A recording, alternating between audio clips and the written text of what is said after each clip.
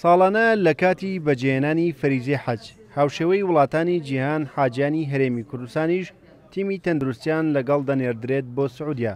تیمە تەندروستیەکان لە بنکەیەک پشکنینی پزیشکی و خزمەتگوزاری پێشکەش بە حاجیان دەکەن و ڕۆژانە زیاتر لە 400 حاجی سەردانیان دەکەن.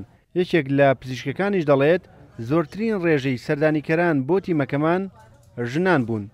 ڕۆژانە زۆر نەخۆشی ئافرەت سەردانی ئەم بنکەیمە دەکەن کە مەشاکلیان تایبەتە بە ئافرەتان ئافرەتی دووجیانمان لەگەڵا زۆر مەشاکلی دەورەی شەهری و نەزیفیمان هەیە هەندێک جار مەشاکلی ئافرەتی دووجیانمان دەبی کە تەنانەت بە خۆشمان ناتوانین چارەسەریان بکەین بەڵکو بە ڕێگای ئیسعافەوە تەحویلیان دەکەین لۆ نەخۆشخانەکانی دەوڵەتی سعودیە. ڕۆژانە زیاتر لە 400 نەخۆش سەردانی بنکەکەمان دەکەن لە بەیانیان لە کاژمێر 8 بەیانی تاوەکو 12 شەو لە ئەمەدەباشیدانە بەپێی ئەو خشتێک کە بۆ پزیشک و کارمەندان دانراوە.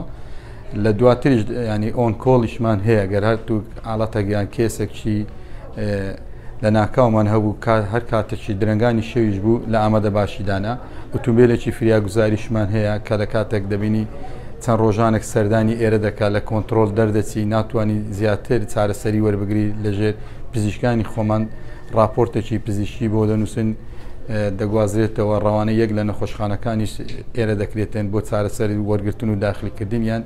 با پێی ئەمارەکان ئەم ساڵ 2 حاجی هەرێم لە سعودیا کۆچی دواییان کردووە. یەکێک لە پزیشکەکانیش دەڵێت چارەسەری زۆرێک لە نەخۆشی ئەو حاجیانە دەکەین کە سەردانی بنکە تەندروستیەکەمان دەکەن بەڵام چەند حاڵەتێکی جەڵتەی دڵ و مشک هەبووە کە ڕەوانەی نەخۆشخانەکانی سعودیامان کردووە. وەکو لیژنەی تۆبی لە حەج لە خزمەت حاجیانی بەڕێزداینا ڕۆژانە نزیکەی 300 تا 400 نەخۆش دەبینین. زۆربەی نەخۆشەکان بەهۆی پەسی و هەڵامەتەوە بەهۆی ساردی و گەرمی تووشیان دەبی یان سوتانەوەی بینی ڕانیان یانەوە تا تەشەنوزاتە زۆر زار نەخۆشی زەخت یان سوکەری یان نەخۆشی ڕەبۆ هاتوونە زۆر نەخۆشی تکەش هەنا وەکو 2-3 حالەتی نەخۆشی جەڵتەی دڵتەی مێشکە بووە تەحویلمان کردیا 2-3 حالەتی نەخۆشی ڕەبۆ هەبووە لێرە عیلاجمان کردیا بە خۆشحاڵیەوە. ساڵانە وەکو ئەرچی خۆمان کە ئەم تیمە پزیشکیە لە کوردستان ئامادە دەکرێت و پێداویستە پزیشکیەکان هەم ئامادە دەکرێت لە ڕێگای فڕۆکەوە دەگەێنرێتە شاری مەدینەی پیرۆز پاشان دەیگەینینە شاری مەکە بۆ دانانی نۆڕینگەکان. ئێمە ئەم ساڵ لە شاری مەکە 2 نۆڕینگەمان هەیە لە 2 هۆتێلی جیاواز و سیارەی فریاگوزاری ئیسعافیشمان ئامادە کردووە و ژووری تەداویکردنمان هەیە و ژووری دکتۆرمان هەیە ژووری سەیدەریەمان هەیە.